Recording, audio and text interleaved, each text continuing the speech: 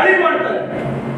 ABVP ಅವರು student organisation BJP ಅವರು ಹೋಗಿ ಅರ್ಗಲ್ ಜ್ಞಾನೇಂದ್ರ ಅವರ ಗೃಹ ಕಚೇರಿಗೆ ದಾಳಿ ಮಾಡಿ ಹೇಳ್ತಾರೆ ಲಾ ಅಂಡ್ ಆರ್ಡರ್ ಕುಸಿದೋಗಿದೆ, ಇಲ್ಲಿ ನಮ್ಗೆ ರಕ್ಷಣೆ ಇಲ್ಲ ಅಂತ ಅವ್ರು ದಾಳಿ ಮಾಡ್ತಾರೆ. ಅದಕ್ಕೆ ಲಾ ಅಂಡ್ ಆರ್ಡರ್ ಕೊಲ್ಯಾಪ್ಸ್ ಅಂತಾರೆ. ಯಾವಾಗ ನಳಿನ್ ಕುಮಾರ್ ಕಟೀಲ್ ಮಾಜಿ ಸಂಸದರು, ಅವಾಗಿನ ಬಿಜೆಪಿ ಪ್ರೆಸಿಡೆಂಟ್, ಮತ್ತೆ ಸುನಿಲ್ ಕುಮಾರ್ ಅವರು ಅವಾಗಿನ ಮಂತ್ರಿಗಳು, ಮತ್ತೆ ಇನ್ನ ಇಬ್ಬರು ಕ್ಯಾಬಿನೆಟ್ ಸಚಿವರಿಗೆ ಎಲ್ಲ ಕಾರ್ಯಕರ್ತರು, ಬಿಜೆಪಿ ಕಾರ್ಯಕರ್ತರು ಮುದ್ದೆ ಹಾಕಿಬಿಟ್ಟು ಕಾಲ್ ಹತ್ತ ಬಿಟ್ಟಿಲ್ಲ ಉತ್ತರ ಕನ್ನಡದಲ್ಲಿ. ಅದಕ್ಕೆ ಲಾ ಅಂಡ್ ಆರ್ಡರ್ ಕೊಲ್ಯಾಪ್ಸ್ ಅಂತಾರೆ. ಒಂದು ಕ್ಯಾಬಿನೆಟ್ ಸಚಿವರಿಗೆ, ಒಬ್ಬ ಬಿಜೆಪಿ ರಾಜ್ಯಾಧ್ಯಕ್ಷಿಗೆ ಕಾಲ್ ಹತ್ತ ಬಿಟ್ಟಿಲ್ಲ ಅಂದ್ರೆ ನೀವು, ಅದಕ್ಕೆ ಲಾ ಅಂಡ್ ಆರ್ಡರ್ ಕೊಲ್ಯಾಪ್ಸ್ ಆಗ್ತದೆ. ಇವಾಗೆಲ್ಲ ರೌಡಿ ಶೀಟ್ಸ್ ಎಲ್ಲ ಒಳಗಿದ್ದಾರೆ. ಅಪ್ಪು ಗೌಡ್ರೆ ಆರಾಮಾಗಿ ಓಡಾಡ್ರಿ, ಯಾರು ಏನ್ ಮಾಡಲ್ಲ. ನಿಮ್ಗೆ ಏನಾದ್ರೂ ಭಯ ಇದ್ರೆ ಅದು ನಿಮ್ಮ ಉಮೇಶ್ ಜಾಧವ್ ಅವರು ಕೆಲಸ ಮಾಡಿಲ್ಲ ಅಂತ ನಿಮ್ ಕಾರ್ಯಕರ್ತರಿದ್ದಾರೆ, ನಿಮ್ಗೆ ಏನಾದ್ರು ಆದ್ರೆ ನಾವು ಜವಾಬ್ದಾರರಲ್ಲ. ನೀವು ಲಿಖಿತ ಮೂಲಕ ಒಂದು ಕಂಪ್ಲೇಂಟ್ ಕೊಟ್ಬಿಡ್ರಿ ಬಿಜೆಪಿದವರೆಲ್ಲರೂ, ನಮ್ಗೆ ರಕ್ಷಣೆ ಬೇಕಾಗಿದೆ ಬಿಜೆಪಿ ಕಾರ್ಯಕರ್ತರಿಂದ ಅಂತ ನಾನು ಒದಗಿಸ್ಕೊಡ್ತೀನಿ.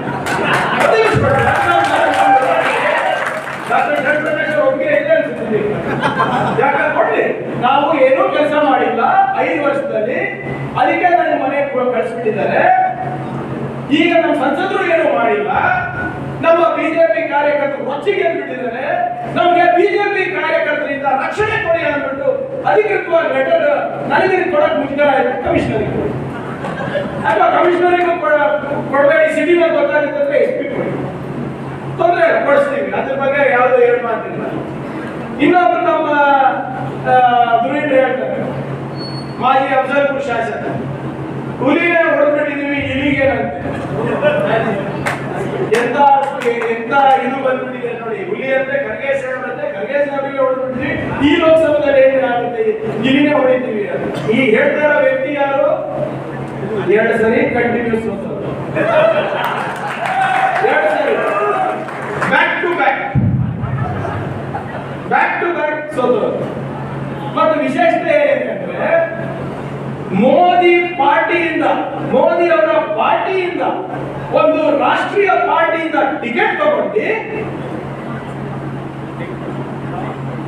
ಮೋದಿ ಅವರ ಹೆಸರು ಹೇಳಿಕೊಂಡು ಅಫಜಲ್ಪುರ್ ನಲ್ಲಿ ಬಂದಿದ್ದು ರನ್ನರ್ಸ್ ಅಪ್ ಅಲ್ಲ, ಸೆಕೆಂಡ್ ಅಲ್ಲ, 3ನೇ ಪ್ಲೇಸ್, 3rd ಪ್ಲೇಸ್. ಒಂದು ಬಿಜೆಪಿಯ ರಾಜ್ಯದ ವೈಸ್ ಪ್ರೆಸಿಡೆಂಟ್ ಕೂಡ ಅವರೇ, ಉಪಾಧ್ಯಕ್ಷರು ಅವರೇ, ರಾಜ್ಯದ ಉಪಾಧ್ಯಕ್ಷರು. ಮೋದಿ ಅವರ ಗ್ಯಾರಂಟಿ ಇದ್ದು ಕೂಡ, ಬಿಜೆಪಿಯ ಅಧಿಕೃತ ಟಿಕೆಟ್ ಇದ್ರು ಕೂಡ 3ನೇ ಸ್ಥಾನಕ್ಕೆ ಹೋದವರಿಗೆ ಇಲ್ಲಿ ಬೇಕಾ ಏನಂತ ನಾನು ಒಂದೇ ಮನವಿ, ನಿಮಗೆ ನಾವು ಯಾರು ವೈಯಕ್ತಿಕ ದಂಡೆಗೆ ಹೋಗ್ತಾ ಇದ್ದೀವಿ, ನಮ್ಮ ವೈಯಕ್ತಿಕ ದಂಡೆಗೂ ಬರಬೇಡಿ. ನಿಮ್ಗೆ ಹೇಳೋ ಶಕ್ತಿ ಇದ್ರೆ ಕೇಳೋ ಶಕ್ತಿನೂ ಇಟ್ಕೊಳ್ಳಿ. ಚುನಾವಣೆ ಅಭಿವೃದ್ಧಿ ಮೇಲೆ ಮಾಡ್ತೀರಾ, ಐ ಆಮ್ ರೆಡಿ. ವೈಯಕ್ತಿಕವಾಗಿ ಮಾಡ್ತೀರಾ, ಐ ಆಮ್ ರೆಡಿ. ಯಾಕಂದ್ರೆ ನಮಗೂ ಸಾಕಾಗಿದೆ. ಸುಮ್ಮನೆ ನಾವು ಮಾಡುದು ಬಯಸ್ಕೊಳ್ಳೋದಿಲ್ಲ, ಮಾಡಿಲ್ಲ ಅಂದ್ರೆ ಬೈರಿ. ಹೌದಪ್ಪ, ESIC ಹಾಸ್ಪಿಟಲ್ ಪ್ರಾಮಿಸ್ ಮಾಡಿದ್ವಿ, ಮಾಡಿಲ್ಲ ಅಂದ್ರೆ ಬೈರಿ. ಜಿಮ್ಸ್ ಮಾಡಿಲ್ಲ ಬೈರಿ, ಆರೋಗ್ಯ ಕೇಂದ್ರ ಹೇಳಿದ್ವಿ ಮಾಡಿಲ್ಲ ಬೈರಿ, ಐರಾವತ ಸ್ಕೀಮ್ ತಂದಿಲ್ಲ ಮಾಡಿ, ಸಮೃದ್ಧಿ ಸ್ಕೀಮ್ ತಂದಿಲ್ಲ ಮಾಡಿ, ಹೆದ್ದಾರಿ ಮಾಡಿಲ್ಲ ಮಾಡಿ. ನಾವು ಮಾಡಿದ್ರೆ ಏನು ಕಲ್ಸ್ಕೋಬೇಕಪ್ಪ. ಆಮೇಲೆ ನೀವ್ಯಾರು ಹೇಳಕ್ ನಮ್ಗೆ? ಜನ ತಿರುಗಿ ಕೊಟ್ಟಿದ್ದಾರೆ, 136 ಸೀಟ್ ಕೊಟ್ಟಿದ್ದಾರೆ. ಆದ್ರಿಂದ ದಯವಿಟ್ಟು ನಾನು ಹೆಚ್ಚೇನು ಮಾತಾಡ್ಲಿಕ್ಕೆ ಹೋಗೋದಿಲ್ಲ. ಈ ಚುನಾವಣೆ ಯಾರು ಮೈಮರಿಬಾರದು, ವಿಶೇಷವಾಗಿ ದಕ್ಷಿಣದಲ್ಲಿ. ಯಾಕಂದ್ರೆ ಬಹಳ ವರ್ಷದ ನಂತರ ನಮಗೆ ಒಬ್ಬ ಶಾಸಕರು ಸಿಕ್ಕಿದ್ದಾರೆ. ಅವರು ನಮ್ಮ ಇವ್ರು ಹೇಳಿದಂಗೆ ಅವ್ರದ್ದು ಸರ್ವಿಸ್ 24/7. ನನ್ನ ಪ್ರಕಾರ ನಮ್ಮ 224 ಕ್ಷೇತ್ರದಲ್ಲಿ ಯಾರ ಶಾಸಕ 24/7 ಸರ್ವಿಸ್ ಕೊಡ್ತಾರೆ ಅಂದ್ರೆ ಅವರೇ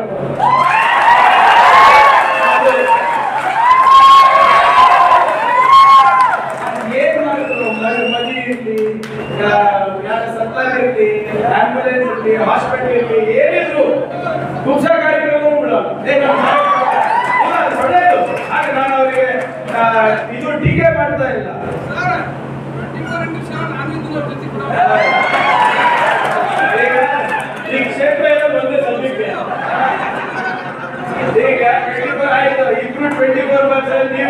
ನೀವಿಬ್ರು ರಾಮಕೃಷ್ಣ ನೋಡಿ ಸೌತ್ನಲ್ಲಿ 25 ಈಗ ನೀವಿಬ್ರು ನಮ್ಗಿಂತ ದೊಡ್ಡವರಿದ್ರಿ. ರಾಮಕೃಷ್ಣ ಅಂದ್ರೆ ರಾಮಕೃಷ್ಣ ನೀವಿಬ್ರು 24/7 ಸರ್ವಿಸ್ ಕೊಡೋರು, ಗ್ರಾಮೀಣ ಸಿಟಿ ಇಬ್ರು ಸೇರಿ ನೀವು 25 ಅಂದ್ರೆ ನಾನು 35 ಅಂತೀನಿ. ನೀವೇ ಎಲ್ಲಿ ಅಂತ ಹೇಳಿದ್ರಿ, ನಾನಲ್ಲ. ಸೊ ಆದ್ರಿಂದ ಬಹಳ ನಾನು ಯಾಕೆ ಹೇಳ್ತಾ ಇದ್ದೀನಿ ಅಂದ್ರೆ, ಬಹಳ ವರ್ಷದ ನಂತರ ನಮಗೆ ಅಭಿವೃದ್ಧಿಯ ಒಂದು ಬೆಳಕು ದಕ್ಷಿಣದಲ್ಲಿ ಕಾಣಿಸ್ತಾ ಇದೆ. ಇದನ್ನ ನಾವು ಕಳ್ಕೊಳ್ಳೋದು ಬೇಡ. ಯಾಕಂದ್ರೆ ನಾವು ಆಗ್ಲೇ ಕಲಬುರಗಿನಲ್ಲಿ ಮಲ್ಲಿಕಾರ್ಜುನ್ ಖರ್ಗೆ ಸಾಹೇಬ್ ಕಳ್ಕೊಂಡ್ಮೇಲೆ ನಾವು ಬರೇ ಒಂದು ವ್ಯಕ್ತಿನ ಕಳ್ಕೊಂಡಿಲ್ಲ, ಕಲಬುರಗಿಯ ಅಭಿವೃದ್ಧಿಯ ಶಕ್ತಿಯನ್ನು ನಾವು ಕಳ್ಕೊಂಡಿದ್ದೇವೆ. ಇಲ್ಲಿ ಯಾರು ಏನು ನಡೆಸ್ತಾ ಇದ್ರು, ಹೇಗೆ ನಡೆಸ್ತಾ ಇದ್ರು ಏನು ಗೊತ್ತಿಲ್ಲ. ಯಾರು ಜಿಲ್ಲಾ ಉಸ್ತುವಾರಿ ಸಚಿವರೇ ಗೊತ್ತಿರಲಿಲ್ಲ ಓದಿನ ಕಳೆದ ನಿಮ್ಮ ಸರ್ಕಾರದಲ್ಲಿ. ಇನ್ನು ಬಹಳಷ್ಟು ಕೆಲಸ ಇದೆ ಕಲಬುರಗಿ. ಇವರ ಕಳೆದ 4.5 ವರ್ಷದ ದುರಾಡಳಿತ ಈಗಾಗಲೇ ನಮ್ಮ ಸಿಟಿ ಹಿಂದೆ ಹೋಗ್ಬಿಟ್ಟಿದೆ.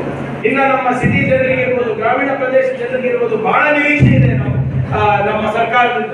ಇವೆಲ್ಲರೂ ಈಡೇರಿಸಬೇಕು ಅಂದ್ರೆ ನಮಗೆ ನಮ್ಮ ಲೋಕಸಭಾ ಸದಸ್ಯರಾಗಬೇಕಾಗ್ತದೆ ರಾಧಾಕೃಷ್ಣ. ಇದಕ್ಕೆಲ್ಲರೂ ನಮ್ಮ ಆಶೀರ್ವಾದ ಬೇಕಾಗ್ತದೆ. ದಯವಿಟ್ಟು ನಾವು 21,000ರಿಂದ ಬಂದ್ಬಿಟ್ಟಿದೀವಿ ಅಂದ್ಬಿಟ್ಟು ನಮ್ಮ ಕಾರ್ಯಕರ್ತರಲ್ಲಿ ನಾನು ಕೈ ಜೋಡಿಸಿ ಕೇಳ್ಕೊತಾ ಇದ್ದೀನಿ, ಮೈ ಮರೆಯಕ್ಕೆ ಹೋಗ್ಬೇಡಿ. ನಾವು ಇನ್ನ ಮುಂದೆ ಬಹಳಷ್ಟು 30 ದಿನ ಅಷ್ಟೇ.